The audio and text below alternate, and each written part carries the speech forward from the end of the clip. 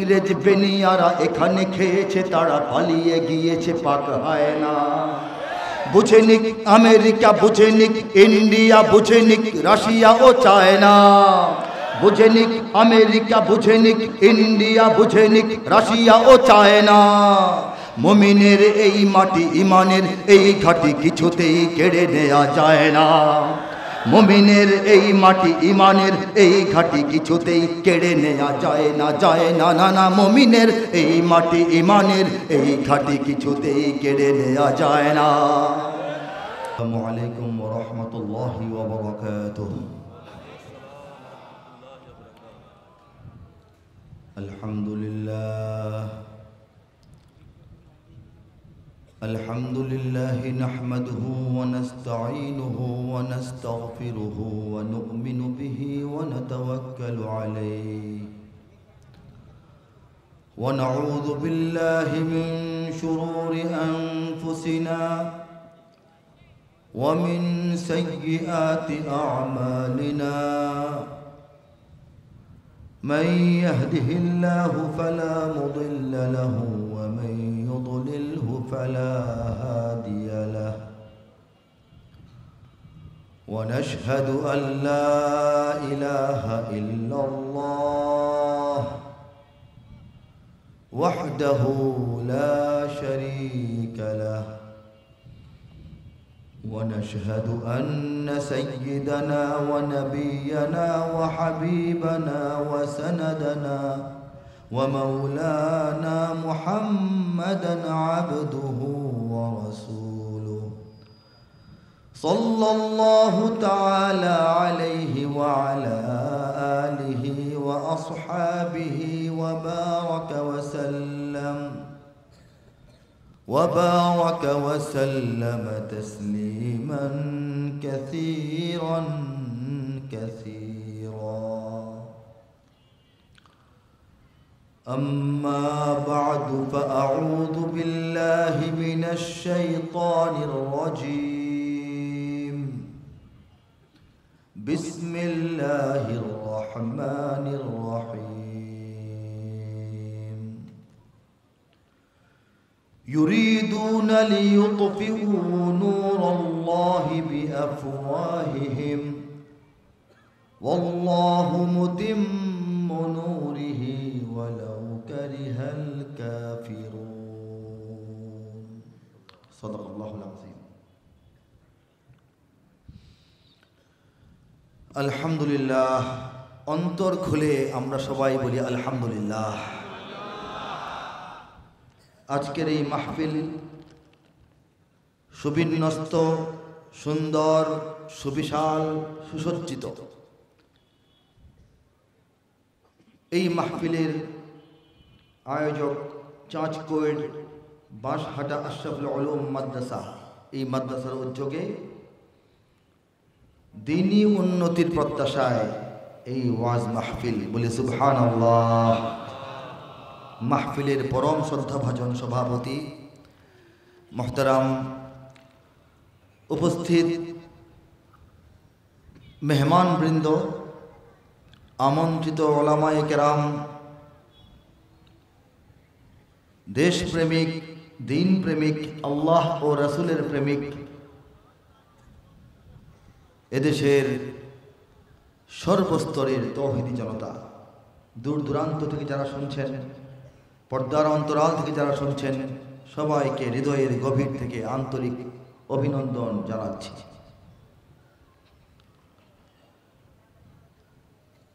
আমরা এখানে যারা এসেছি, আমাদেরকে কি বল প্রয়োগ করে আনা হয়েছে? পুলিশের ভয়, টাকার লোভ, বিরিয়ানি খাওয়ানো হবে এরকম কোন ঘোষণা ছিল? আমাদের নাম ভিন্ন, চেহারা ভিন্ন, ঠিকানা ভিন্ন, পেশা ভিন্ন, মেজাজ ভিন্ন, রুচি ভিন্ন, বয়স ভিন্ন, মিল নাই, কত রকমের অমিল, তাই না? আমরা 5 জন 10 জন মানুষ অন্য জায়গায় যদি একসাথে যাই, আমাদের মধ্যে তর্ক হয়, ঝগড়া হয়।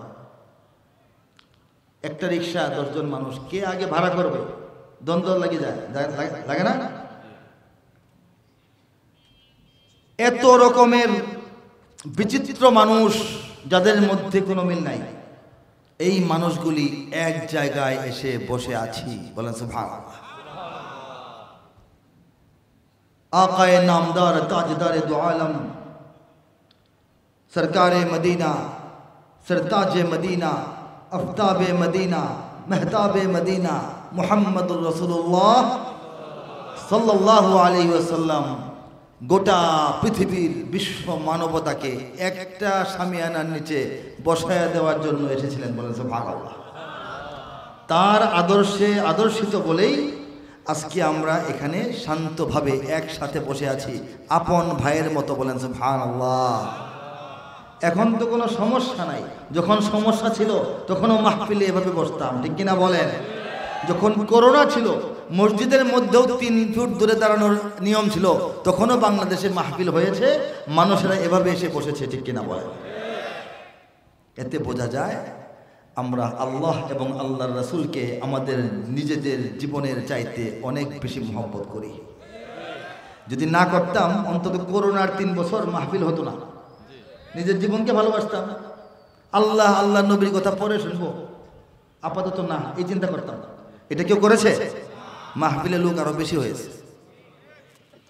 এই যে ব্যাপারটা, এই ব্যাপারটাই বাংলাদেশের মূলধন, বলেন সুবহানাল্লাহ। এটা পুঁজি লাগে না, ব্যবসার পুঁজি মূলধন। বাংলাদেশের আর কিছু নাই। আমরা যারা ইমানের পক্ষে, ইসলামের পক্ষে, আল্লাহর পক্ষে, নবীর পক্ষে, মজলুমের পক্ষে, মানবতার পক্ষে, সত্যের পক্ষে, সুন্দরের পক্ষে, আমাদের আর কিছু তো নাই।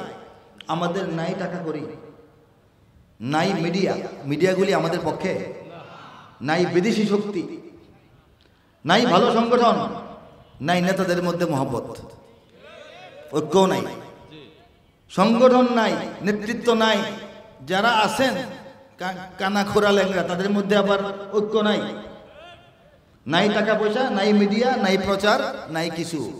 একটা আন্দোলন, একটা বিপ্লব, একটা সাফল্য পেতে হলে জনগোষ্ঠীর মধ্যে যে গুণাবলী লাগে এর একটাও আমাদের নাই। এরপরেও আমাদেরকে যারা নাই বানায় ফেলতে চায় বাংলাদেশ থেকে, ওরা নাই হয়ে যায়, আমরা থেকে যাই। কার ইচ্ছায়? আল্লাহ বলেছেন, আল্লাহ বলেন, কে বলেন? আল্লাহ বলেন, এই ওয়ালা তাহিনু, তোমরা হতাশ হও না, ওয়ালা তাহজানু, তোমরা দুশ্চিন্তা করো না, আনতুমুল আ'লাউন, আমি আল্লাহ বলতেছি তোমাদেরই বিজয় হবে। সুবহানাল্লাহ, জোরে বলা দরকার না? ডাইরেক্ট আল্লাহ কথা তো, আল্লাহ আমাদেরকে বলে দিয়েছেন, আগে বলে দিয়েছেন বিজয় আমাদের হবে। ইন কুনতুম মুমিনিন, যদি তোমরা প্রকৃত মুমিন হতে পারো বা হয়ে থাকো, বলেন সুবহানাল্লাহ। প্রশ্ন হলো এই জায়গায়, প্রকৃত মুমিন হতে পেরেছি কি পারি নাই? এই প্রশ্নের উত্তরে আমি আমার ক্ষুদ্র বিবেচনা থেকে বলি যে ইমানের পরীক্ষায় আল্লাহর কাছে 100 না পাইলেও ইনশাল্লাহ বাংলাদেশের কোনো মুমিন 33-এর নিচে পাবে না। 5 নম্বর আল্লাহর ফজলে আমরা পাবো, ঠিক কিনা বলেন? আমরা তো সেই সব মুমিন ঘর সংসার বাড়ি স্থগিত রেখে, দোকানপাট স্থগিত রেখে, চাকরি বাকরি স্থগিত রেখে, নিজের ব্যস্ততা স্থগিত রেখে আমরা ঘন্টার পর ঘন্টা আল্লাহ ও রাসূলের কথা শোনার জন্য, দ্বীনের পক্ষে নিজের অবস্থান প্রকাশ করার জন্য কুয়াশার রাতে এই মাঠের মধ্যে, চাটির মধ্যে, মাটির মধ্যে ঘন্টার পর ঘন্টা বসে থাকি। খারাপ মুমিন না মোটামুটি ভালো? বলি আলহামদুলিল্লাহ। আমরা সেই সব মুমিন, নিজের পিতা মাতা, ভাই বোন, পাড়া প্রতিবেশী, বন্ধু বান্ধব, জিগরি দোস্ত, নিজের আত্মসম্মান, নিজের মান সম্মান, নিজের সম্পদ, সহায় সম্পদ, সব কিছুর চাইতে অনেক অনেক গুণ বেশি আল্লাহর রাসূলকে ভালোবাসি। আর আল্লাহ রাসূল বলছেন, আমার উম্মত তারা যারা সব কিছুর চাইতে বেশি আমাকে ভালোবাসে, এর আগ পর্যন্ত আমার উম্মত হতে পারবে না। তো আল্লাহর হিসাবে, নবীর হিসাবে আমরা একেবারে 33-এর কম পাওয়ার কথা না, ঠিক কিনা বলেন?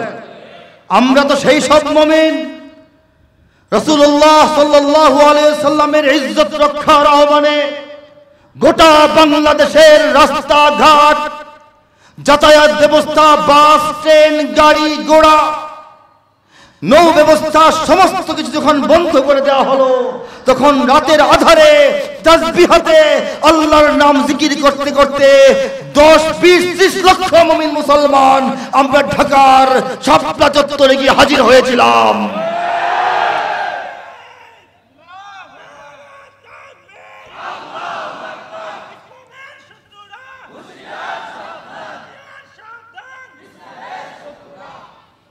স্লোগান যখন হয় আমি ইশারা করে বসায় দেই না, থামায় দেই না।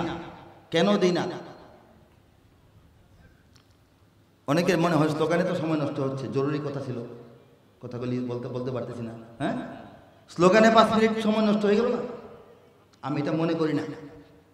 কারণ এত কথা, এত ব্যথা, এত কবিতা, এত সঙ্গীত, এত মাহফিল, এত ওলামার মেহনত, এত সফর, এত মাদ্রাসা, এত মসজিদ, এত তাবলীগ, এত দ্বীনি কার্যক্রমের উদ্দেশ্যই হলো এই জমিনের প্রতিটি মানুষের মুখ থেকে আল্লাহু আকবারের আওয়াজটা বের করা। যেটা উদ্দেশ্য সেটাই যখন সফল হয় তখন আর কথা বলার দরকার কি? আরে 3 দিন ব্যাপী নারায়ে তাকবীর মাহফিল হওয়া দরকার বাংলাদেশে। 3 দিন খালি নারায়ে তাকবীর আল্লাহু আকবার চলবে। 100 জন লোক নিয়োগ করবেন, একজন ক্লান্ত হলে আরেকজন শুরু করবে। বলেন সুবহানাল্লাহ। এটা বললে সব তাফসীর হয়ে যায়। নারায়ে তাকবীর, আল্লাহর নাম উচ্চারিত করেন, বাকিরা বলবেন আল্লাহু আকবার। এটা বললে সব তাফসীর হয়ে যায়। সবকিছুর উদ্দেশ্য তো এটা, মানুষের অন্তরে ঈমানকে জাগ্রত করা, মানুষের জবান থেকে সত্যের পক্ষে আওয়াজ বের করা। ঠিক কিনা বলেন? আল্লাহ রাব্বুল আলামিন আমাদেরকে এত ভালোবাসেন, এত ভালোবাসেন, এত মহব্বত করেন, ব্যাখ্যা দিলে আমাদের অন্তর শুনে একদম গলে যাবে, ঠান্ডা হয়ে যাবে। বলবো, পৃথিবীতে, গোটা পৃথিবীতে মুসলমান আছে না অনেক? সমস্ত মুসলমানগণ গড় হিসেবে বলতেছি, কম বেশি আল্লাহর ইবাদত করেন। যারা নাকি খোদাদ্রোহী নয়, নাস্তিক নয়, অবিশ্বাসী নয়, মুমিন, কম বেশি আল্লাহর ইবাদত করেন। ঈদের নামাজটা পড়েন, বা জুমার নামাজ পড়েন, বা একটু কম বেশি পড়েন, কম বেশি করেন। কি করেন? ইবাদত করেন। কি করেন? ইবাদত করেন। ইবাদত মানে কি? দাসত্ব, গোলামি, দাসত্ব, গোলামি, বন্দেগি যাই বলেন, এটা দুনিয়ার মুসলমানরা করে থাকেন। আমরা আল্লাহর ফজলে বাংলাদেশের মুসলমানরা এক্সট্রা অর্ডিনারি আল্লাহকে খুশি করার মতো আরো কিছু কাজ করার চেষ্টা করি। সেটা কি? সেটাও গোলামেরই অংশ, কিন্তু অন্যরকম। সেটা হচ্ছে মুহাব্বত, আল্লাহ এবং তার রাসূলের প্রতি মুহাব্বত। বলেন সুবহানাল্লাহ। আল্লাহ এবং রাসূলের প্রতি, দ্বীনের প্রতি, দ্বীনের শিআরগুলির প্রতি, দ্বীনের আইকনগুলির প্রতি আদব। বলেন সুবহানাল্লাহ। এটা বিশ্বের অন্য দেশের মুসলমানদের মধ্যে তুলনামূলক কম, অনেক জায়গায় নাই। যেমন ধরেন কাবা ঘরের দিকে পা দিয়ে বসা, এটা হারাম না, কোনো কিতাবে নিষেধ নাই। কাবা শরীফের দিকে বাথরুম দেওয়া যাবে না। কাবার দিকে মুখ করে বাথরুম করা বা পিঠ দিয়ে বাথরুম করা, নির্মাণ করাও যাবে না। যারা উমরায় হজে গিয়েছেন দেখবেন অনেক পুরুষ নারীরা যারা হজ করতে গেছেন কাবার দিকে পা এভাবে মেলে দিয়ে বসে বসে কোরআন পড়তেছেন, কাঁদতেছেন, কাবার মহব্বতের চোখ দিয়ে পানি পড়তেছে। পাগুলি কোন দিকে? কাবার। কারণ নিষেধ না তো, হারাম না তো, যেহেতু হারাম না এটা করতেছেন। কিন্তু বাংলাদেশের মুসলমানরা এই কাজটা করে না। ঠিক কিনা বলেন? বাথরুম যেমন চিন্তা করে বানায় উত্তর দক্ষিণে, খাড়ো ফালায় উত্তর দক্ষিণে, বিছানা ফালায় উত্তর দক্ষিণে, অথচ পা দিলে না জায়েজ বা গুনাহের কাজ হবে না, কিন্তু বেয়াদবি হয়। এই জিনিসটা আমাদের অন্তরে গেঁথে আছে। ঠিক কিনা বলেন? আজানের ধ্বনি শুনলে মাথায় কাপড় দেওয়ার কোনো বিধান, আইন, হুকুম ইসলামে নাই, কিন্তু বাংলাদেশের নারীরা আজানটা শুনলে মাথায় কাপড়টা দেয়। বলেন সুবহানাল্লাহ। এই কাজটা করে বললে কি আল্লাহ বেজার হন না খুশি হন? বেজার না খুশি? এই যে একটা ব্যাপার, নামাজ পড়ে না মানুষটা, নামাজ পড়ার অভ্যাস তৌফিক এখনো আল্লাহ দেন নাই, হয় নাই, কিন্তু মসজিদ ভাঙলে সে এটার প্রতিবাদে মিছিলে গিয়ে শহীদ হয়ে যায়। এটা হচ্ছে বাংলাদেশ। ঠিক কিনা বলেন? এই যে বাড়তি মহব্বত, বাড়তি আদব, এর জন্য, এর বিনিময়ে আল্লাহ রাব্বুল আলামিনও আমাদেরকে বাড়তি মহব্বত করেন। বলেন সুবহানাল্লাহ। আল্লাহ যদি মহব্বত করেন আর মাফ করে দেন, আর চিন্তার কোনো কারণ আছে? কারণ আছে? আপনার একজন বাড়ির শ্রমিক সব কাজ কাটায় কাটায় করে, টাইম টু টাইম সে হাজির হয়, চলে যায়, সব কাজ করে, বলার আগে করে। বেতন যখন নিতে আসে তখন সোজা হয়ে দাঁড়ায় বলে, সব কাজ করেছি, বেতন দেন, 1 মিনিট দেরি হলো কেন? আপনার কি তার দিকে মন খুশি হবে? মন খুশি হবে? সব কাজ কিন্তু করেছে, কিন্তু বেতন চাওয়ার সময় আদব নাই। আপনার কি মন খুশি হবে? আরেক কর্মচারী কাম কিছু কম করে, কিছু কাম চুরি করে, একদিনের কথা বইলা 3 দিন ছুটি কাটায়, আবার আপনার সামনে পড়তে ভয় পায়, বেতনের জন্য আসে না, ভয় পায়, তাকে আপনার একটু ভালো লাগতে পারে, মাফ করেও দিতে পারেন, ঠিক কিনা বলেন? এই যে হিসাব, এই যে বিচার, এই বিচারে বাংলাদেশের মুসলমানরা একটু আগায় আছে। বলেন সুবহানাল্লাহ। যে জন্যে আল্লাহ রাব্বুল আলামিন দয়া করে, মায়া করে সমস্ত দুশ্মনদের দুশ্মনীকে শেষ করে দিয়ে আমাদেরকে দিন ও ঈমান নিয়ে এই দেশে টিকিয়ে রাখেন। বলেন সুবহানাল্লাহ। এদেশে আল্লাহু আকবরের সুরে সূর্য ওঠে, এদেশে আল্লাহু আকবরের সুরে সূর্য ডোবে, এদেশে আল্লাহু আকবরের সুরে সূর্য ওঠে, এদেশে আল্লাহু আকবরের সুরে সূর্য ডোবে। এদেশের মাল্লা মাঝি কিষান মজুর সবার ঠোঁটে শোনো রে লা ইলাহা ইল্লাল্লাহর জিকির ওঠে। এদেশের মাল্লা মাঝি কিষান মজুর সবার ঠোঁটে শোনো রে লা ইলাহা ইল্লাল্লাহর জিকির ওঠে। ইমানের তপ্ত আগুন জ্বলছে সবার বুকে বুকে, ইমানের তপ্ত আগুন জ্বলছে সবার বুকে বুকে, সে আগুন দেশ হতে দেশ দেশান্তরেও জ্বালতে হবে। এদেশে আল্লাহু আকবরের সুরে সূর্য ওঠে, এদেশে আল্লাহু আকবরের সুরে সূর্য ডোবে। এদেশের পথে ঘাটে, এদেশের বাজার হাটে, এদেশের এদেশের এদেশের এদেশের এদেশের গঞ্জে গ্রামে খুদার নামের তাসবিহাতে কত পীর আউলিয়াদের অশ্রু ঝরে গভীর রাতে। এদেশের গঞ্জে গ্রামে খুদার নামের তাসবিহাতে কত পীর আউলিয়াদের অশ্রু ঝরে গভীর রাতে। যে দেশের সন্তানেরা মক্তবে যায় কুরআন বুকে, যে দেশের সন্তানেরা মক্তবে যায় কুরআন বুকে, সে দেশে আল কোরআনের শাসন কায়েম করতে হবে। এদেশে আল্লাহু আকবরের সুরে সূর্য ওঠে, এদেশে আল্লাহু আকবরের সুরে সূর্য ডোবে। এদেশের জলে স্থলে, এদেশের এদেশের ফুল ফসলে, এদেশের এদেশের এদেশের এদেশের এদেশের সবুজ মাটি সবুজ ঘাসে সবুজ বনে, মদিনার সবুজ মিনার ঝলসে ওঠে দুই নয়নে। এদেশের শিকড় তো নয় দিল্লিতে বা ওয়াশিংটনে, এদেশের শিকড় তো নয় দিল্লিতে বা ওয়াশিংটনে, এদেশের শিকড় জানি ছড়িয়ে আছে দূর আরবে। এদেশে আল্লাহু আকবরের সুরে সূর্য ওঠে, এদেশে আল্লাহু আকবরের সুরে সূর্য ডোবে। এদেশে আল্লাহু আকবরের সুরে সূর্য ওঠে, এদেশে আল্লাহু আকবরের সুরে সূর্য ডোবে। ঠিক কিনা বলেন? এদেশের শিকড় তো নয় দিল্লিতে বা ওয়াশিংটনে। দিল্লিকে এই কথাটা আমরা ইদানিং কালে সাম্প্রতিক সময়ে মোটামুটি বুঝিয়ে দিতে সক্ষম হয়েছি। দিল্লি 2 কদম পিছু হটেছে, সেই 2 কদম যে খালি হয়েছে, এই খালি জায়গায় পূরণের জন্য আমেরিকা 2 কদম এগিয়ে এসেছে। একটা সীমারেখা আমাদের দেওয়া আছে, বন্ধুত্বের সীমারেখা, সাহায্য সহযোগিতার সীমারেখা, পাশে দাঁড়ানোর সীমারেখা। সেই সীমারেখা পর্যন্ত যে কোনো আধিপত্যবাদী শক্তিকে আমরা বন্ধুত্বের হাত বাড়িয়ে আসতে দেব। এই সীমা পার হয়ে প্রভুত্বের সীমায় যদি কেউ ঢুকতে চায়, প্রভু বনতে চায়, আবারও আমাদের গোলাম বানাতে চায়, তাহলে আমাদের কথা আছে, ঠিক কিনা বলেন? তাহলে আমরা বসে থাকবো না ইনশাআল্লাহ। তাহলে সেই শক্তিকেও বোঝাইতে হবে আমাদের শিকড় তোমাদের এখানে নয়। সেটা বোঝানোর জন্য আরো কিছু মেহনত সামান্য করতে লাগতে পারে। সেই মেহনত যদি করতে হয়, কারা কারা তৈরি আছেন হাত তুলে দেখা। লিল্লাহি তাকবীর।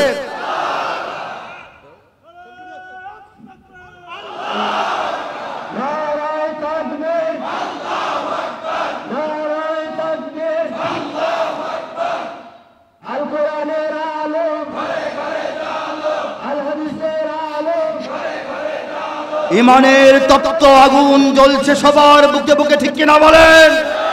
কার কার বুকে সে আগুনটা আছে? দাঁড়িয়ে তাকবীর দিয়ে সারা দুনিয়াকে প্রমাণ দেখিয়ে দিন।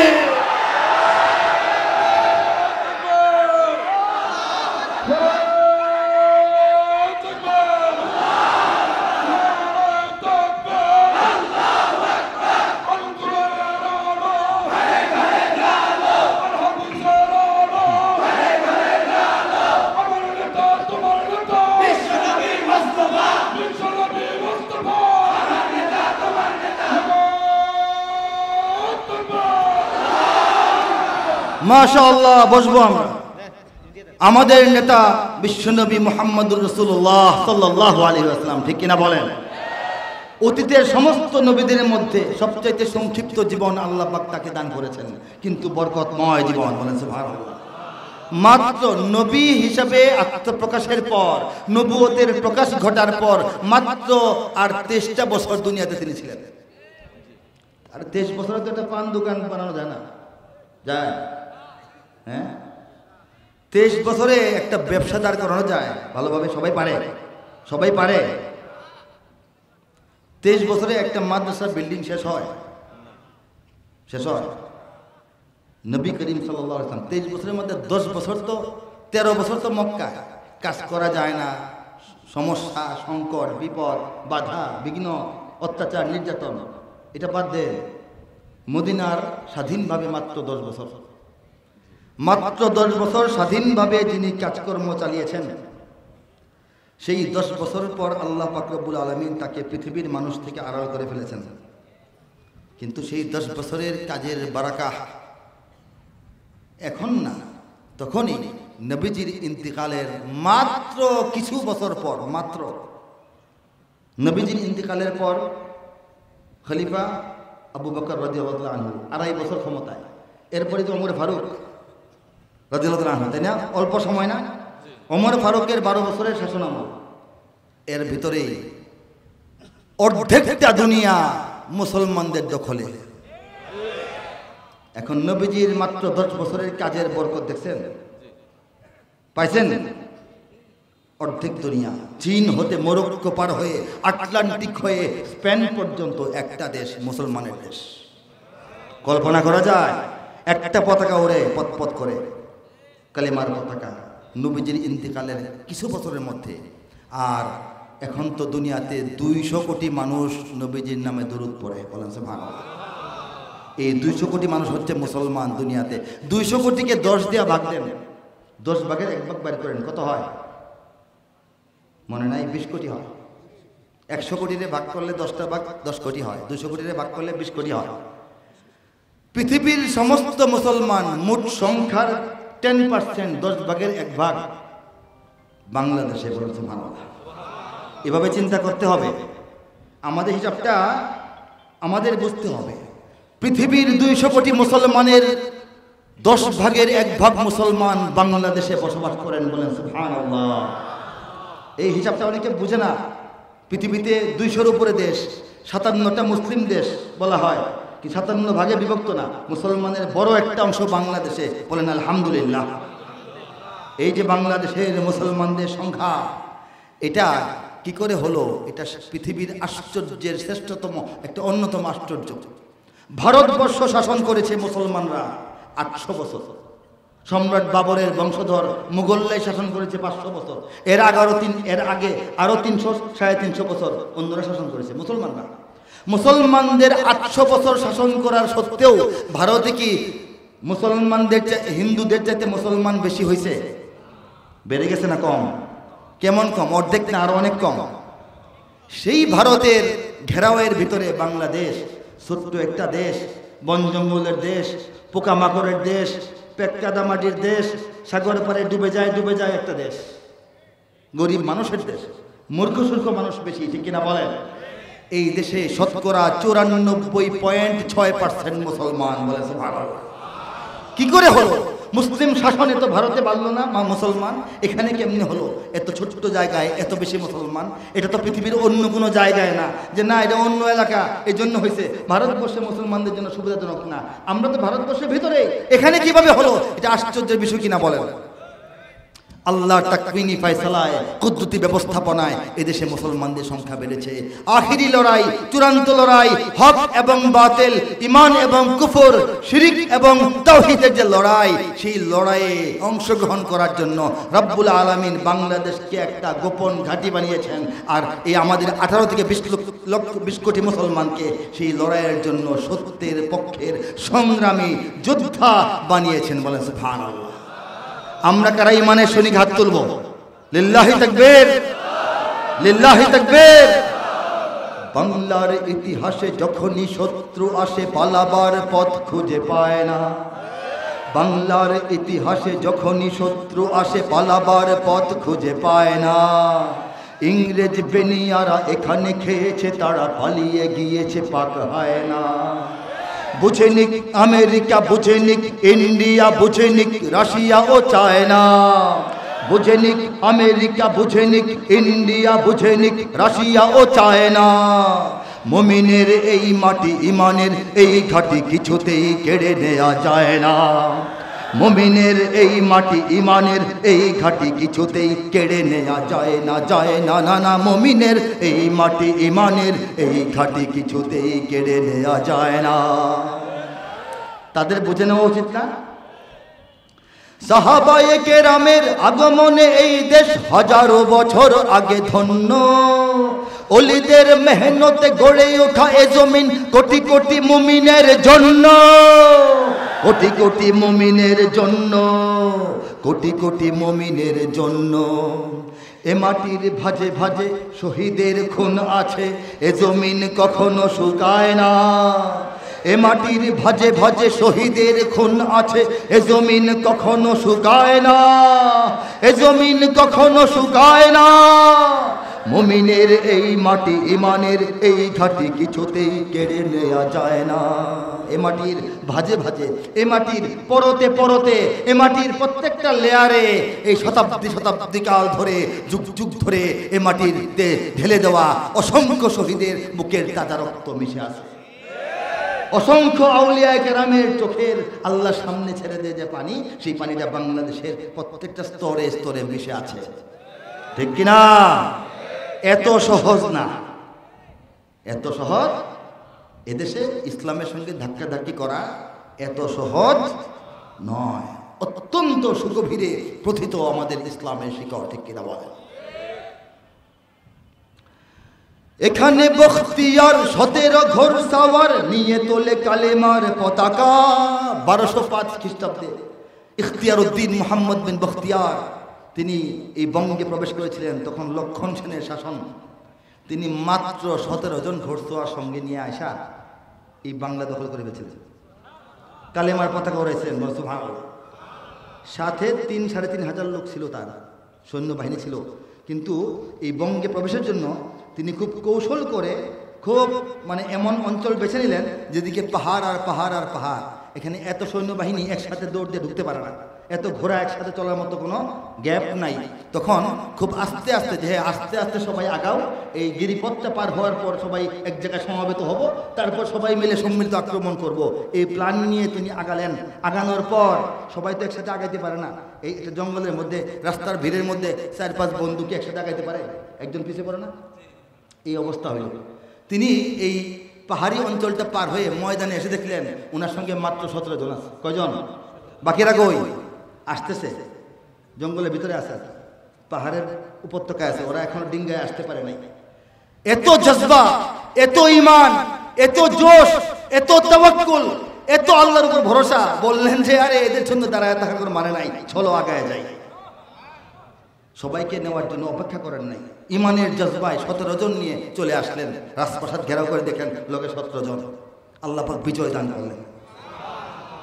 এখানে বখতিয়ার 17 ঘোর সাওয়ার নিয়ে তোলে কালেমার পতাকা।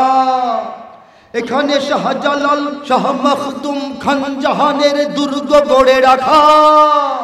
অলিদের দুর্গ গড়ে রাখা, ঠিক না? এখানে উচ্চ শির শরীয়ত তিতুমির, মরে তবু মাথা তো ঝুঁকায় না। এখানে উচ্চ শির শরীয়ত তিতুমির, মরে তবু মাথা তো ঝুঁকায় না, মরে তবু মাথা তো ঝুঁকায় না। মুমিনের এই মাটি, ইমানের এই ঘাটি কিছুতেই কেড়ে নেওয়া যায় না। আমাদের এই প্রজন্ম, এই আমাদের সন্তানরা যারা জীবন দেয়া দিল মাত্র কয়েকদিন আগে, ওরা সব তিতুমির এবং হাজী শরীয়তুল্লাহর উত্তরসূরি, ঠিক কিনা বলে? এই জন্য বর্তমান কথা বলতেছি না, সাবেক গেল যেটা, সেই সাবেক এক পুলিশ সদস্য কর্মকর্তা সাবেক মন্ত্রীর সামনে মোবাইল নিয়ে দেখায় যে স্যার গুলি করলে একটাই মরে, বাকিটি যায় না। দেখেন নাই? কারা দেখছেন? স্যার গুলি করলে একটাই মরে, বাকিটি যায় না। প্রাসঙ্গিকভাবে বলতেছি, আল্লাহর সৃষ্টি তিন প্রকার। কয় প্রকার? অনেক অনেক দৃষ্টিকোণ থেকে অনেক প্রকার আছে, এর মধ্যে একটা দৃষ্টিকোণ থেকে তিন স্তর। একটা সৃষ্টি হলো ক্ষণস্থায়ী, বলেন জোরে কি? এটা সামান্য স্থায়ী আর কি। আরেকটা হচ্ছে দীর্ঘস্থায়ী, দ্বিতীয়টা কি? তৃতীয়টা হচ্ছে চিরস্থায়ী, বলেন সুবহানাল্লাহ।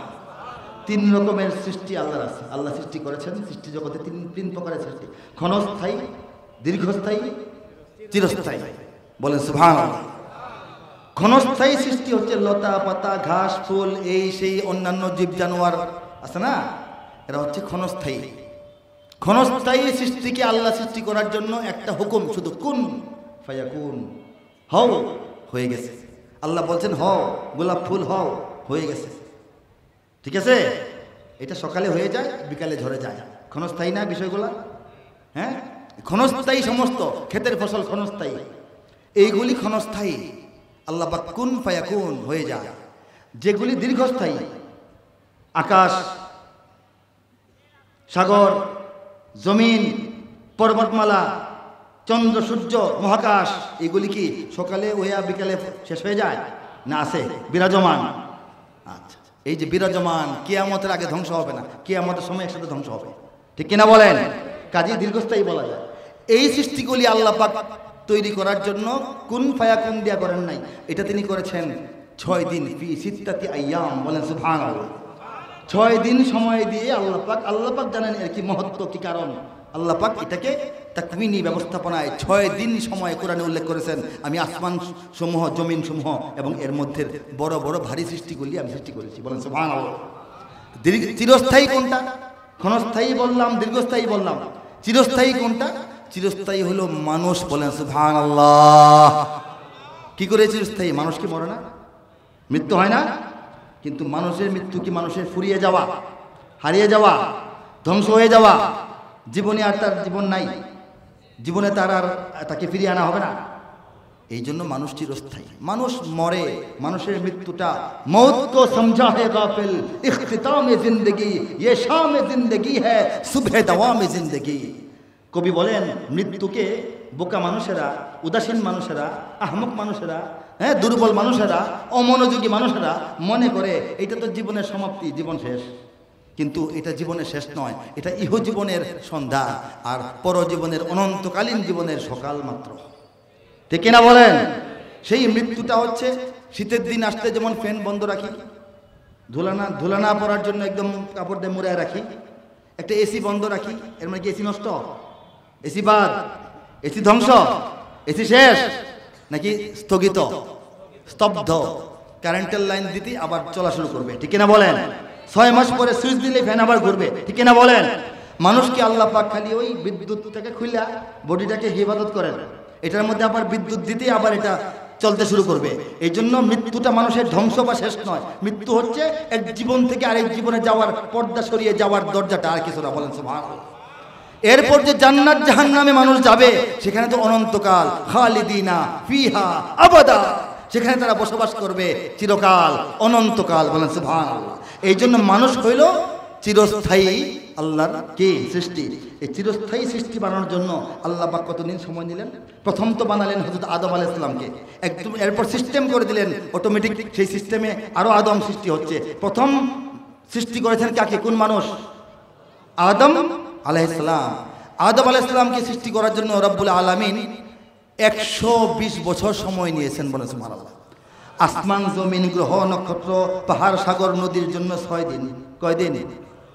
শুধু আদমকে বানানোর জন্য একটা মানুষের বডি, এখান থেকে পরে তো এখন সিস্টেম আল্লাহ দিয়েছেন সহজে হয়ে যায়।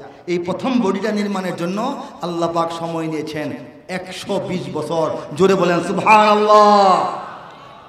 প্রথমে সমস্ত ভূপৃষ্ঠ থেকে, ভূপৃষ্ঠ মানে মাটির পিঠ, মাটির চামড়া, মাটির উপরিভাগ থেকে ফেরেশতাদের মাধ্যমে মাটি সংগ্রহ করেছেন। আমাদের জমিনটার যে চামড়াটা আছে, চামড়াটা খালটা খুলে নিয়ে আসছেন বলে সুবহানাল্লাহ। পাতলা এটাকে মাটি এনে এক জায়গায় রাখা হয়েছে। আল্লাহ নির্দেশ দিয়েছেন বৃষ্টিকে, মেঘকে, যে এই মাটির মধ্যে তোমরা 40 বছর বৃষ্টি বর্ষণ করো। টানা 40 বছরের বৃষ্টি বর্ষণের মাধ্যমে এটা পচা দুর্গন্ধময় কাদা মাটি হয়ে গেছে। 7 দিন 8 দিন 1 মাস যদি বৃষ্টি হয়, আমাদের বাড়ির পিছে উঠানের অবস্থা কি হয়? দুর্গন্ধ হয়ে যায় না? পচে যায় না মাটি? হ্যাঁ, অনেক পোকামাকড় হয়ে যায় না মাটির মধ্যে, কেঁচো টেচো? তো 40 বছর যদি বৃষ্টি পড়ে এক জায়গায়, থামে না, খালি বৃষ্টি হচ্ছে, এই মাটিটার অবস্থা কি হবে? কেমন দুর্গন্ধময় হবে, খারাপ হয়ে যাবে না? এই অবস্থা হয়ে গেছে 40 বছর। এরপরে আল্লাহ পাক সূর্যকে বললেন, তুমি 40 বছর এটার মধ্যে প্রখর রৌদ্র ঢালো। বলেন সুবহানাল্লাহ। সূর্যের প্রখর তাপে এটা ঠনঠনে পোড়া মাটির মতো মচমচে হয়ে গেছে। সলসলিন কাল ফাখার, কোরআনে বলা হয়েছে সলসলিন কাল ফাখার, ঠনঠনে পোড়া মাটির মতো মানুষ বানানোর উপাদান। বলেন সুবহানাল্লাহ। ঠনঠনে পোড়া মাটি মচমচে, এটা দিয়ে কি মানুষ বানানো যাবে? একটা মূর্তি বানানো যাবে? আকৃতি দেওয়া যাবে? এটার মধ্যে আল্লাহ রাব্বুল আলামিন দুনিয়ার অনেক সাগর, মহাসাগর, নদী, নালা, আল্লাহ তো সব সৃষ্টি করছেন। কোথায় কি আছে, কোনটার কি কারণ, সব ঝর্ণা ধারা থেকে পানি এনে এখান থেকে আস্তে আস্তে আস্তে নরম করে মেখে মেখে মেখে মেখে রুটি বানানোর খামিরের মতো তৈরি করেছেন। এই খামিরটা তৈরি করার পর হোটেলে দেখবেন রুটির খামির তৈরি করে রাতে রাতে তৈরি করে এটাকে তেল টেল দিয়া উপরে গামছা দিয়ে এটা রেখে দেয়, যেন সকালবেলা রুটি বানানোটা সুন্দর হয়। ঠিক কিনা বলেন? আল্লাহ পাক এই খামিরটাকে তৈরি করার পর রহমতের চাদর দিয়ে ঢেকে আরো 40 বছর রেখে দিলেন। আর এই পুরা ঘটনাটা ঘটেছে মক্কা থেকে তায়েব যাওয়ার মাঝামাঝি এই জমিনে, দুনিয়াতে। বলেন সুবহানাল্লাহ। এটা বেহেশতে হইলে সূর্য তাপ দিবে কেমনে? উল্টা তাপ দিবে, সূর্য তো নিচে। এটা এই দুনিয়াতে ঘটছে। এরপর আল্লাহ পাক আস্তে আস্তে আদম আলাইহিস সালামের বডি তৈরি করলেন। তৈরি করার পর রূহ ফুঁকে দিলেন। রূহটা এখানে দেন নাই, মাথায় দেন নাই, বুড়ো আঙ্গুলের মধ্যে প্রথম তার প্রাণ শক্তি আল্লাহ পুশ করে দিয়েছেন। বলে সুবহানাল্লাহ। পায়ের বুড়ো আঙ্গুল, সেখান থেকে তাজা হইতে শুরু হইল। এই মাটির আঙ্গুলটা আস্তে আস্তে নখ হইল, গোস্ত হইল, চামড়া হইল। এই আমাদের নখের আঙ্গুলের পেটের মধ্যেই আছে না দাগ, আছে না আঙ্গুলের ছাপ, এই ছাপগুলি তৈরি হইল, প্রিন্ট হইল। আস্তে আস্তে লোম হইল। এভাবে আস্তে আস্তে টাকনু, হাঁটু, উরুদেশ, কোমর দেশ, পেট, বক্ষদেশ, গণ্ডদেশ, চেহারা তাজা হইল, মানুষের মতো হইল। হইতে হইতে সর্বশেষ মস্তিষ্কে রূহ গেল এবং মাথা দিয়ে শেষ হইল। রূহটা আসার পর মস্তিষ্কে যখন পৌঁছাইল, তখন হযরত আদম আলাইহিস সালামের একটু হাঁচি আসলো। হাঁচি আসে না? হাঁচি, মস্তিষ্কে ধুলা ঢুকলে হাঁচি আসে না? উনি প্রথম বসা অবস্থায় ছিলেন। বসা অবস্থা থেকে রূহ আসার পর আস্তে আস্তে তিনি দাঁড়াইলেন। বলেন সুবহানাল্লাহ। আল্লাহর হুকুমে দাঁড়ানোর পর প্রথম যে ব্যাপারটা ঘটলো এটা হচ্ছে তিনি একটা হাঁচি দিলেন। একটা হাঁচি দিলেন। হাঁচি দেওয়ার পর আল্লাহর সামনে, আল্লাহর দরবারে, আল্লাহর উদ্দেশ্যে, আল্লাহর বরাবরে, আল্লাহর ফয়সালায়, আল্লাহর ব্যবস্থাপনায় তার জবান খুললো। জবান থেকে আওয়াজ আসলো আলহামদুলিল্লাহ। উলামায়ে কেরাম বলেন, মুফাসসিরিনে কেরাম বলেন, আল্লাহ রাব্বুল আলামিন স্বয়ং অথবা উপস্থিত সভাসদগণ, ফেরেশতা মণ্ডলী, তারা জবাব দিল ইয়ারহামুকুমুল্লাহ, যেটা আমরা এখন করি। হাঁচি দিলে বলি আলহামদুলিল্লাহ, সবাই বলে কি ইয়ারহামুকাল্লাহ, ইয়ারহামুকুমুল্লাহ। এই ঘটনা ঘটার পর আল্লাহ আদমের কিছু পরীক্ষা নিলেন, আদমকে রিপ্রেজেন্ট করলেন ফেরেশতাদের সামনে। এই দেখো আমার লেটেস্ট সৃষ্টি, আমার সর্বাধুনিক বিজ্ঞান, আমার সর্বশেষ উন্নত যে মানে এটা আবিষ্কার, এর যে যোগ্যতাগুলি দেখো। এই দেখো, সে এটা পারে, সে এটা পারে, সে ওইটা পারে, সে ওইটা পারে। এলেমের এই পরীক্ষা সবার সামনে দিলেন। তারপর ফেরেশতারা বুঝলেন সর্বনাশ, আল্লাহ কি বানাইছেন, আমরা তো চিন্তা করতে পারি নাই। আল্লাহ তো আগে বলেছিলেন যে তোমরা যা জানো না আমি তা জানি, আমি তা জানি তোমরা তো জানো না, ঠিক কিনা? আল্লাহ বললেন বুঝতে পারছো ব্যাপারটা? তারা বলল জি বুঝতে পেরেছি। তাহলে তোমরা সম্মান করে তার শ্রেষ্ঠত্ব স্বীকার করে আমার হুকুমে তাকে সম্মান সূচক একটা সিজদা করো। ফাসাজাদু, অতঃপর সবাই সিজদা করলো ইল্লা ইবলিস, ইবলিস ছাড়া। কোরআনের ভাষা। কে করলো না? ইবলিস করলো না। সে যুক্তি তর্ক দেখালো। সে বলল আমি আগুনের তৈরি, আদম মাটির তৈরি।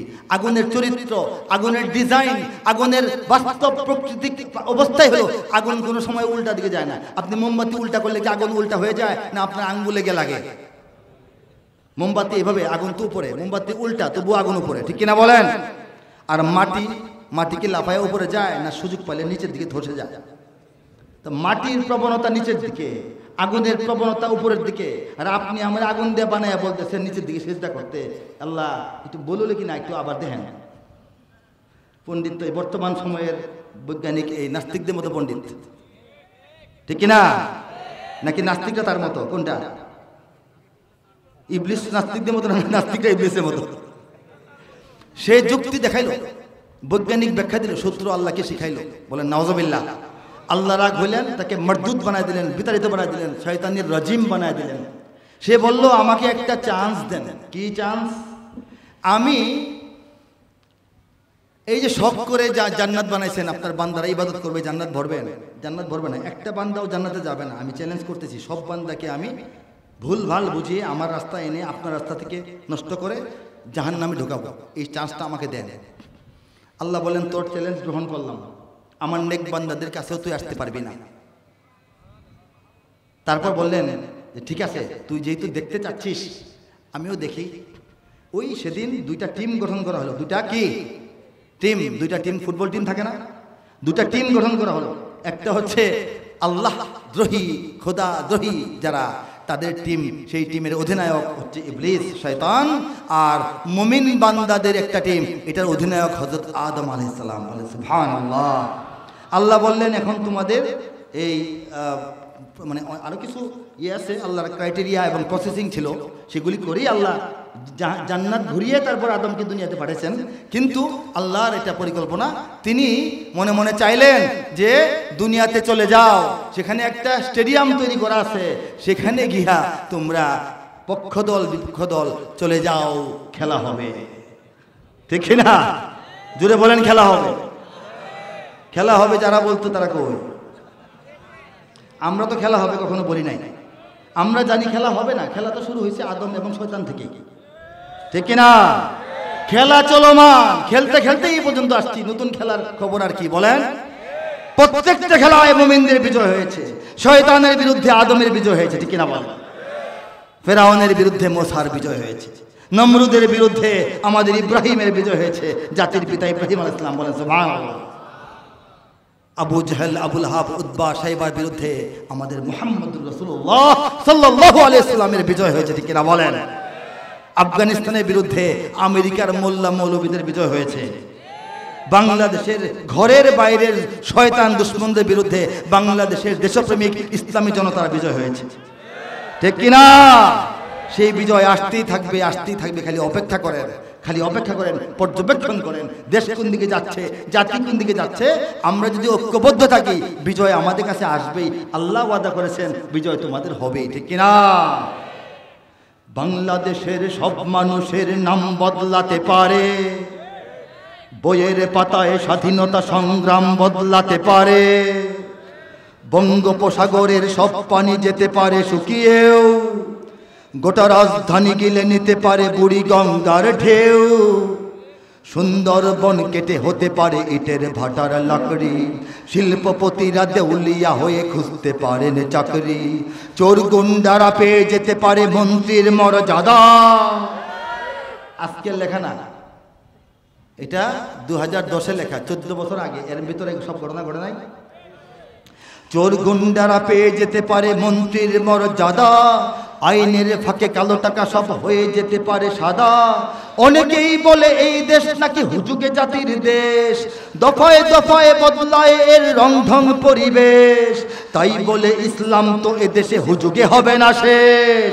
হুজুগে হবে না শেষ। ইসলাম এ মাটির পরতে পরতে জনপদে ঘরে ঘরে, ইসলাম এ জাতির 90% মানুষের অন্তরে। ইসলাম নিয়ে কেউ ছিনিমিনি খেলে এমন শক্তি নেই, আর কিছু থাক না থাক এদেশে ইসলাম থাকবে। সবকিছু বদলে যাক এদেশে ইসলাম থাকবে, ঠিক কিনা বলেন? আর কিছু থাক আর না থাক, ছিল এখন নাই, চোখের সামনে দেখলাম তো, ইসলাম তো আছে। সবকিছু বদলে যাক। কেন্দ্রীয় কারাগার পুরান ঢাকার চকবাজার ছিল, চলে গেছে কেরানীগঞ্জে। বদলে গেছে না? বদলে গেছে কিনা বলেন? এদেশের যিনি প্রধান চালান, প্রধানমন্ত্রী, তার বসবাসের জায়গা ছিল গণভবন। এখন যিনি প্রধান চালাচ্ছেন, প্রধান উপদেষ্টা, উনি গণভবনে থাকেন? উনি থাকেন যমুনা হাউসে, ঠিক কিনা বলেন? সংসদ ভবন চেঞ্জ হইতে পারে, পতাকা চেঞ্জ হইতে পারে, জাতীয় সঙ্গীত চেঞ্জ হইতে পারে, সংবিধান চেঞ্জ হইতে পারে, ইসলাম তার জায়গায় থাকবে, ঠিক কিনা? হাত তুলে বলেন ঠিক কিনা? ইমানের সৈনিক কারা? হাত তুলবে ইমানের সৈনিক। আল্লাহু আকবার। 5 বছর আগে লেখা সঙ্গীত লাইন বাই লাইন বর্তমানের সাথে মিলায় নেবেন। ঘটনা দেখার পর কবি লেখা নাই, কবি লিখেছে আগে, ঘটনা ঘটতে পরে। লেখাইছেন কে? দেখে লেখা না আগে লেখা পরে ঘটেছে? আগে লেখা। ইমানের সৈনিকেরা ভয় পেও না, রাত্রি আধার হচ্ছে বলে। 5 বছর আগে যখন রাত্রি আধার, তখন গিয়েছিলাম, মনে আছে কিনা? ইমানের সৈনিকেরা ভয় পেও না, রাত্রি আধার হচ্ছে বলে। যত রাত হোক না আধার আসবে সকাল সময় হলে। যত রাত আধার হোক, সময় হলে সকাল ঠিকই আসবে।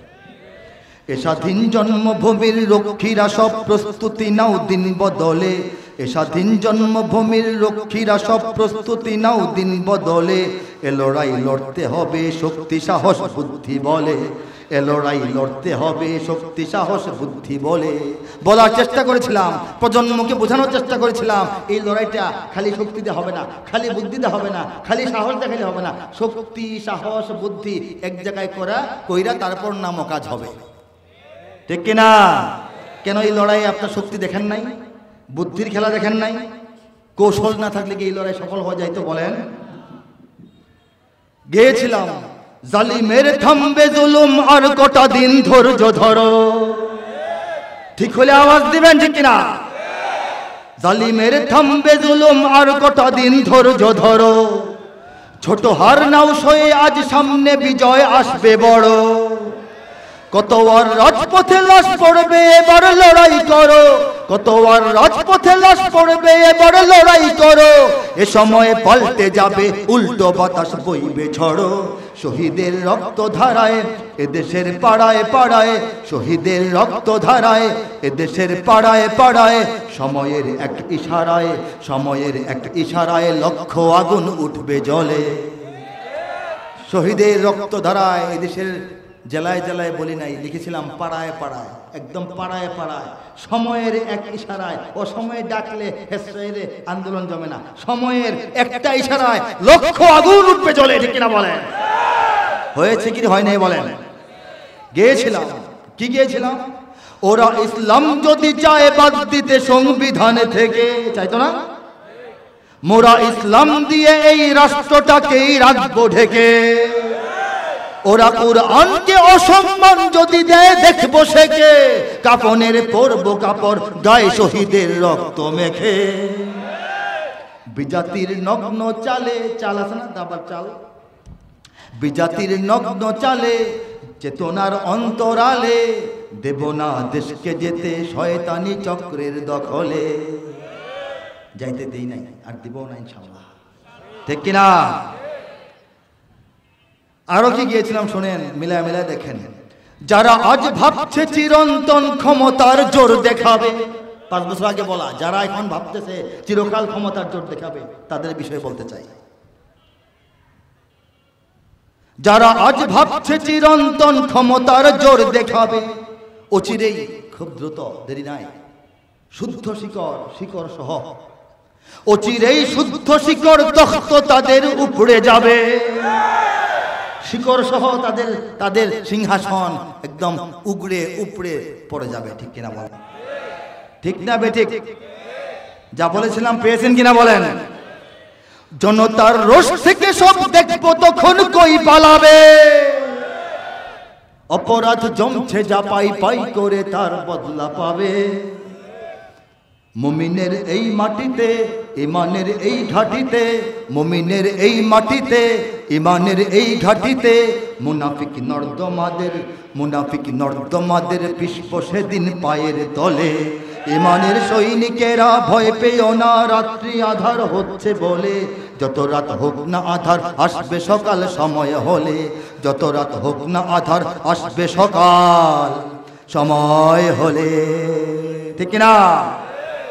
তো এই বাংলাদেশের এই যে আমি যে ব্যাখ্যা দিলাম, বিশ্লেষণ দিলাম, আল্লাহ যে আমাদেরকে ভালোবাসেন, আমাদেরকে যে আল্লাহ পাক বিজয়ী শক্তি হিসেবে এখনো রেখেছেন, আমাদের দুশ্মনদেরকে, আমাদের কোনো ক্ষমতা ছিল না, কিছু ছিল না, কিন্তু আমাদেরকে আল্লাহ পাক দয়া করে আমাদেরকে টিকিয়ে রাখেন, দুশ্মনকে বিলীন করে দেন। কথাগুলি ঠিক আছে না? আমাদের কিছু দায়িত্ব আছে না? সেই দায়িত্ব সম্পর্কে একটু পরে বলবো। এই মুহূর্তে 3 থেকে 4 মিনিট একটা বিষয়ে বলবো। আমার হাতে একটি গ্রন্থ দেখতে পাচ্ছেন, সবুজ রঙের সোনালী হরফে লেখা। এটার নাম হচ্ছে আল কোরআনের কাব্যানুবাদ। সমস্তটা কোরআন শরীফের কবিতার ভাষায় অনুবাদ। বলেন সুবহানাল্লাহ। পৃথিবীতে কোরআন নাজিলের পর থেকে প্রায় 1500 বছর হতে চলেছে, প্রায় 1500 বছর হতে চলল। এই প্রায় 1500 বছরে দুনিয়ার অনেক দেশে অনেক ভাষায় কোরআনের অনুবাদ এবং বিখ্যাত বিখ্যাত বিশাল বিশাল মহিমান্বিত তাফসীর গ্রন্থ রচিত হয়েছে। বলি আলহামদুলিল্লাহ। কিন্তু কাব্যিক তর্জমা জটিল বিষয়, সাহস সবাই করেন না, আমিও করি নাই। কারণ কাব্যিক অনুবাদ হইতে হলে কাব্যমান, সাহিত্যমান, ভাষার মান বজায় রাখতে হবে। আরবি থেকে বাংলায় অনুবাদের যে বালাগাত, ফাসাহাত, নাহু সরফের কায়দা কানুন ঠিক থাকতে হবে। আল্লাহর কালাম আর সাধারণ আরবি ভাষা একেবারে এক জিনিস না। আল্লাহর কালামের গুরুত্ব, মহত্ব, তাৎপর্য, বরত্ব, গভীরতা, বিশালতা, আভিজাত্য, সৌন্দর্য বজায় রাখতে হবে। ধারাবাহিকভাবে করতে হবে। আয়াত টু আয়াত তর্জমা হইতে হবে। 5টা আয়াত মিলাইয়া একটা আপনি যা বুঝলেন লিখে দিলেন তাহলে হবে না, এবং এটা শুরু থেকে শেষ পর্যন্ত হওয়া লাগবে। এই যে কিছু বিষয়, এইগুলির দিকে নজর রেখে কাজটা করার জন্য সবাই সাহস করেন না, আমিও করি নাই, আল্লাহ করিয়েছেন। রব্বুল আলামিন তার দয়ায়, তার মায়ায়, তাকবিনী ফায়সালায়, কুদরতি সাহায্যে এই নগণ্য বান্দার হাতে বাংলা ভাষায় পরিপূর্ণ কোরআনের কামা হাক্কুহু, মোটামুটি গ্রহণযোগ্য মাত্রায় কোরআনের কাব্যানুবাদের কাজ সমাপ্ত করেছেন। বলেন আলহামদুলিল্লাহ। একটা পৃষ্ঠা শুনবেন না? আউযু বিল্লাহি মিনাশ শাইতানির রাজীম। বিসমিল্লাহির রহমানির রহিম। বিতাড়িত শয়তান থেকে চাই আল্লাহর আশ্রয়, বিতাড়িত শয়তান থেকে চাই আল্লাহর আশ্রয়, আল্লাহর নামে যিনি দয়াবান পরম করুণাময়। আমি সকলেই চেনেন সূরাটা, সহজে চেনেন এবং শুনতে আরাম পান, এই জন্য আর রহমান সূরাটা বেছে নিলাম। এটা সর্বসাধারণের পরিচিত সূরা আর রহমানের শেষ দিক থেকে অল্প একটু আমি শোনানোর চেষ্টা করছি। কাআন্নাহুন্নাল ইয়াকুতু ওয়াল মারজান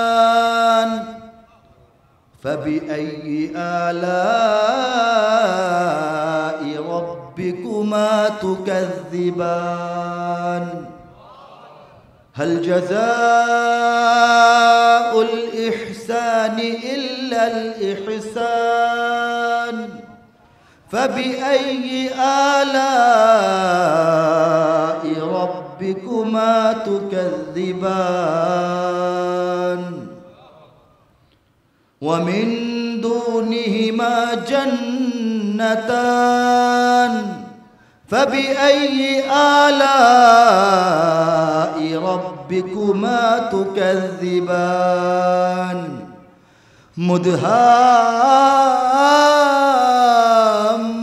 مدهامتان فبأي آلاء ربكما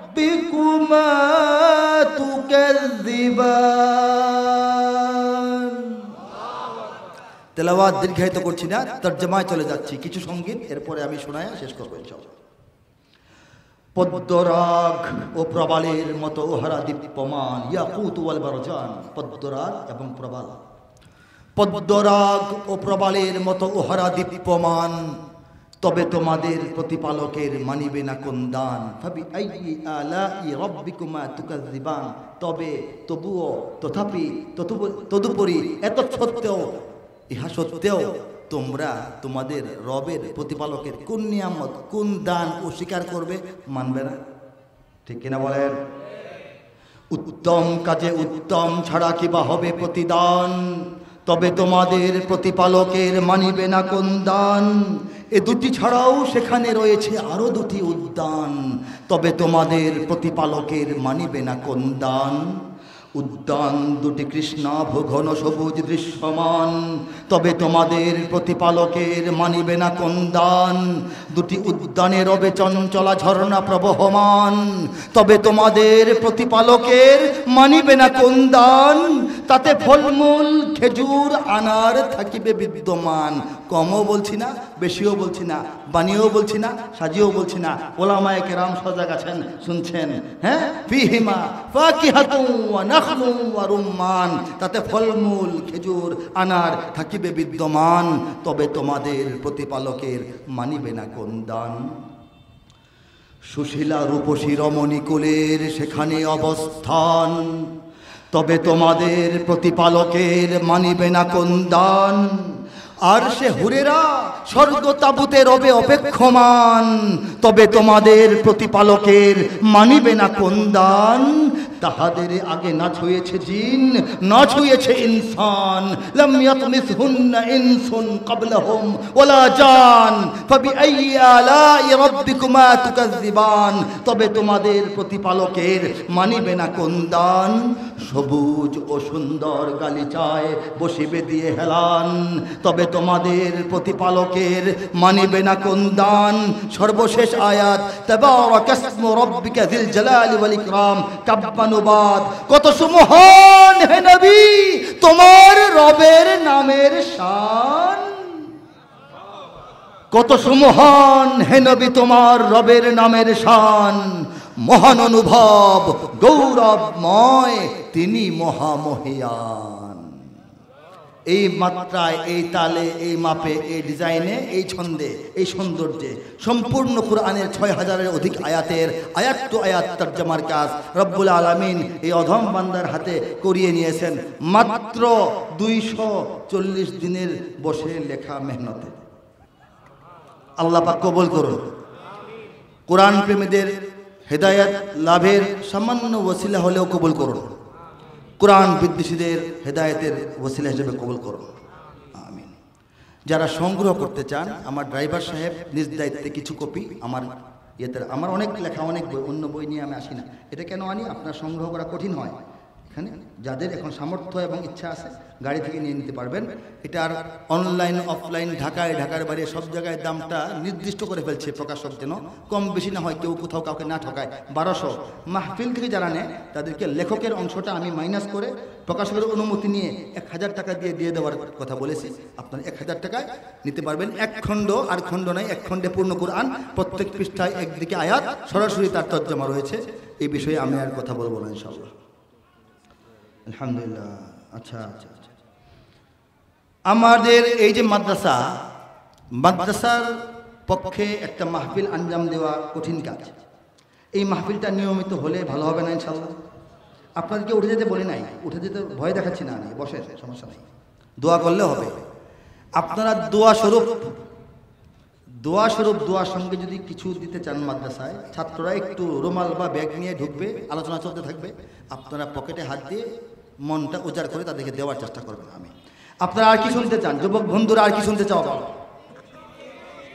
ইঞ্চি ইঞ্চি মাটি সোনার চাইতে খাঁটি, নগদ রক্ত দিয়ে কেনা, শত্রু বাহানাদার একটি কণাও তার কেড়ে নিতে কেউ পারবে না। রঙের তুলিতে আঁকা সবুজের ছায়া ঢাকা সুজলা সুফলা পরিপাটি, লক্ষ শহীদ গাজী রেখেছে জীবন বাজি, করেছে স্বাধীন এই মাটি। বাংলাদেশ আমার, বাংলাদেশ সবার প্রাণ, ধন্য ধন্য আমি সবার চাইতে দামি বাংলা মাটির সন্তান। বাংলাদেশ আমার, বাংলাদেশ তোমার, বাংলাদেশ খোদার দান। সোনার জন্মভূমি তোমার জন্যে আমি জীবন দিয়েছি কুরবান। ঠিক না? কারা কারা প্রস্তুত হাত তুলে দেখায়। চারিদিকে দুশ্মন আছে না নাই? চারিদিকে দুশ্মন, ভেঙো না মন, সাহস জমিয়ে রাখো বুকে। ইমান জিন্দা করে জিহাদের হুঙ্কারে পরাজিত করো শত্রুকে। চারিদিকে গাদ্দার ভিনদেশি তাবেদার, সজাগ দৃষ্টি রাখো সবে। সকল মির্জাফর বিদেশি গোলাম চর, রুখতে তাদের আজ হবে। বাংলাদেশ আমার, বাংলাদেশ অম্লান, বুকের রক্ত ঢেলে রেখেছি সবাই মিলে মাতৃভাষার সম্মান। এবার শেষ।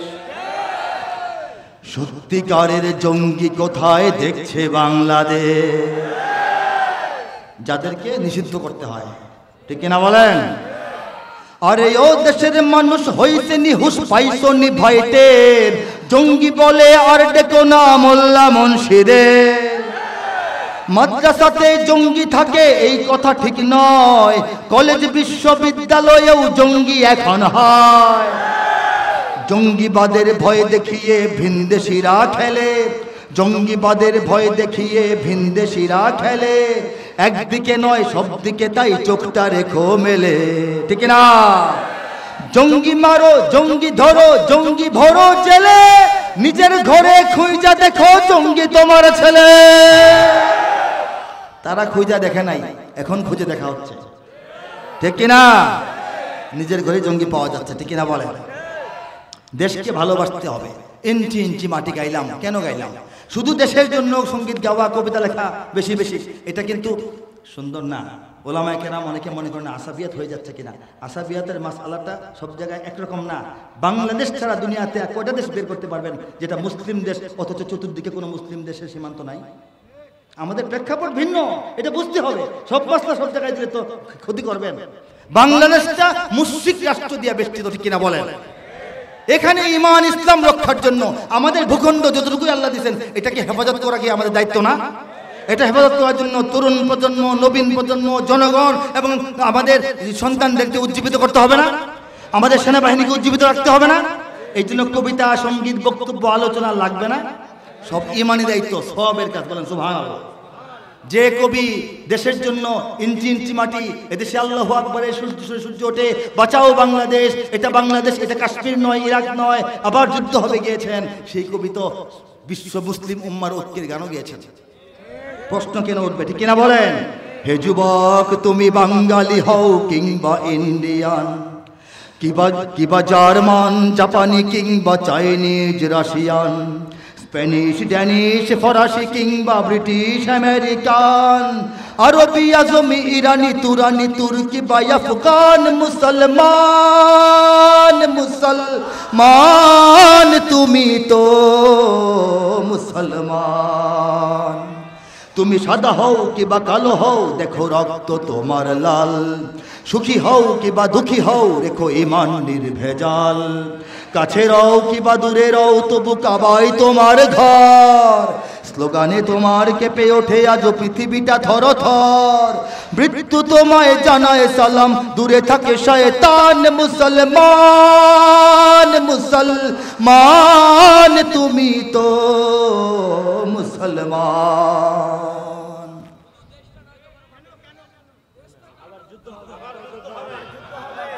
আবার যুদ্ধ হবে।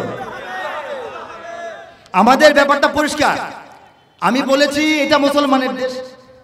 শতকরা যত মুসলমান দুনিয়াতে, শতকরা 10% এখানে আছে। সব ঠিক আছে না? এই দেশটাকে রক্ষা করা লাগবে না? আবার সারা দুনিয়ার মুসলমানদের সঙ্গে আমাদের লিঙ্ক রাখতে হবে না? এই সবগুলি করতে হবে। কেউ একটা বোঝে ওইটা বুঝি না, ওইটা বুঝলে এটা বোঝে না, এটা বুঝলে এটা বোঝে না, আংশিক বোঝে, আংশিক বুঝলে কাজ হবে না। ঠিক কিনা বলেন? দেশ পরিচয়ে যদিও আমরা বাংলাদেশি সবাই, আমাদের তিনটা পরিচয়, দেশের পরিচয় তিনটা। একটা হচ্ছে আমরা ভাষায় বাঙালি। ঠিক কিনা বলেন? আমরা জাতীয়তা বা মানচিত্র অথবা আমাদের দেশের পরিচয়ে আমরা বাংলাদেশি। ঠিক কিনা বলেন? আমাদের চিন্তা, বিশ্বাস, অনুভূতি, উপলব্ধিতে আমরা মুসলমান। বাংলাদেশের মুসলিম আমি, বাঙালি মুসলমান। বলে সুবহানাল্লাহ। দেশ পরিচয়ে যদিও আমরা বাংলাদেশি সবাই, মুসলিম বলে আমাদের কোনো সীমানা তো বাধা নাই। चीनो अरब हमारा, हिंदुस्तां हमारा, मुस्लिम हो हम वतन है सारा जहां हमारा। तौहीद की अमानत है सीनों में हमारे, आसान ही मिटाना नामो निशा हमारा। बाधा भयहीन मुक्त स्वाधीन আমরা মুসলমান, ঠিক না? যেখানেই আছে একটি মুমিন সেখানে হবে আযান। আল্লাহর দেওয়া ফরমান সে তো আমাদের কুরআন। মুসলিম মোরা মানুষের গোড়া, মানি না কোনো বিধান। অত্যাচারীর খোলা তলোয়ার, কোনো হুঁশিয়ারি কোনো হুঙ্কার, রক্ত চক্ষু ফাঁসির রজ্জু মোরা নাহি ভয় পাই, মোরা নাহি ভয় পাই, মোরা নাহি ভয় পাই। মুসলিম বলে আমাদের কোনো সীমানা তো বাধা নাই, মুসলিম বলে আমাদের কোনো সীমানা তো বাধা নাই। বাতিল সে দবনে वाले ऐ आसमान नहीं हम सुबार कर चुका है तू इम्तिहा हमारा। तौहीद की अमानत है सीनों में हमारे, आसान ही मिटाना नामो निशा हमारा। दुनिया की बुदगदा में पहलाओ घर खुदा का, हम उनके पास से बा हैं वो पास से बा हमारा। ऐ अर्द पाक तेरी हुर्मत पे कट मरी हम, अब तक तेरी रगों में है खून बहा हमारा। तौहीद की अमानत है सीनों में हमारे, आसान ही मिटाना नामो निशा हमारा। तौहीদের আমানত, একত্ববাদের পাওয়ার, একত্ববাদের শক্তি প্রত্যেকটা মুমিনের আমাদের হৃদয়ে আল্লাহ প্রথিত করে রেখে দিয়েছেন। এই আমাদেরকে বাংলাদেশ থেকে, দুনিয়া থেকে কোনোভাবেই মিটিয়ে দেওয়ার যে স্বপ্ন তোমরা দেখো, এই স্বপ্ন কোনোদিন পূরণ হবে না, হবে না, হবে না।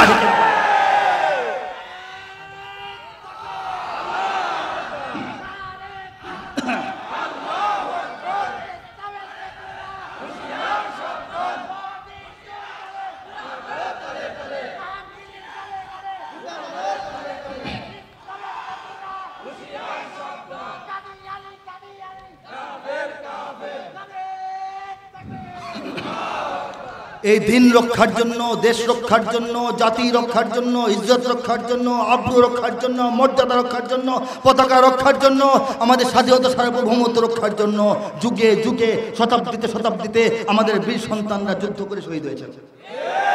আবার যদি করতে হয়, বারবার যদি করতে হয়, কারা তৈরি আছে হাত তোলেন। যদি আমার দেশের সীমানা বন্ধু মুছে দিতে কেউ চায়, যদি আমার মাটির ধন সম্পদ লুটে নিতে কেউ চায়, যদি আমার দেশের সীমানা বন্ধু মুছে দিতে কেউ চায়, যদি আমার মাটির ধন সম্পদ লুটে নিতে কেউ চায়, যদি আমার সাগরে আমার পাহাড়ে ফেরায় লোভের চোখ, আমি প্রতিবাদে জ্বলে উঠবই, তবে যা হবার তাই হোক। এই শান্ত সবুজ পতাকায় যদি পড়ে শকুনের থাবা, এই সুপ্ত বারুদ জাতি নিয়ে ফের খেলে যদি কেউ দাবা, কোটি মানুষের প্রাণ কুটিরে আগ্রাসনের হাত যদি কেউ বাড়ায়, তবে আবার যুদ্ধ হবে, আবার যুদ্ধ হবে, আবার যুদ্ধ হবে, আবার যুদ্ধ হবে। সবাই আবার যুদ্ধ হবে, হাত তুলে আবার যুদ্ধ হবে, আবার যুদ্ধ হবে, আবার যুদ্ধ হবে। চল চল চল, উঠত গগনে বাজে মাদল, নিম্নে ওতলা ধরণী তল, অরুণ পাতের তরুণ দল, চল রে চল রে চল, চল চল চল। আগের সঙ্গীতে আল্লামা ইকবালকে স্মরণ করেছি, এই সঙ্গীতে আমাদের কাজী নজরুল ইসলাম আলাইহির রহমাকে আমরা স্মরণ করছি, ঠিক কিনা বলেন? দুর্গম গিরি কান্তর মরু দুস্তর পারাবার হে, লঙ্ঘিতে হবে রাত্রি নিশীথে যাত্রীরা হুঁশিয়ার। বাজছে জামামা বাদরে আমামা, শির উঁচু করি মুসলমান, দাওয়াত এসেছে নয়া জামানার ভাঙা কেল্লায় ওরে নিশান। মোরা পৃথিবীর কোন পরাশক্তির মানি না খবরদারি, কোন শৃঙ্খল, কোন অবরোধ, কোন হুমকি বা হুঁশিয়ারি। এই পৃথিবীর বুকে বন্ধু সবাই, প্রভু নয় কেউ কারো। দখল, শোষণ, উৎপীড়নের সব পায় তারা ছাড়ো। মোদের ইতিহাস আছে, সম্মান আছে, না থাক বস্ত্র অন্য। এই দেশের জন্য লড়েছি আমরা, মরেছি ভাষার জন্য। যদি জল, স্থল কিংবা অন্তরিক্ষে কেউ আমাদের বাধার শিকল পড়ায়, তবে আবার যুদ্ধ হবে। জোরে আবার যুদ্ধ হবে, আবার যুদ্ধ হবে, আবার যুদ্ধ হবে, আবার যুদ্ধ হবে, আবার যুদ্ধ হবে, আবার যুদ্ধ হবে। وآخر دعوانا أن الحمد لله رب العالمين والصلاة والسلام على سيد المرسلين. السلام عليكم ورحمة الله وبركاته.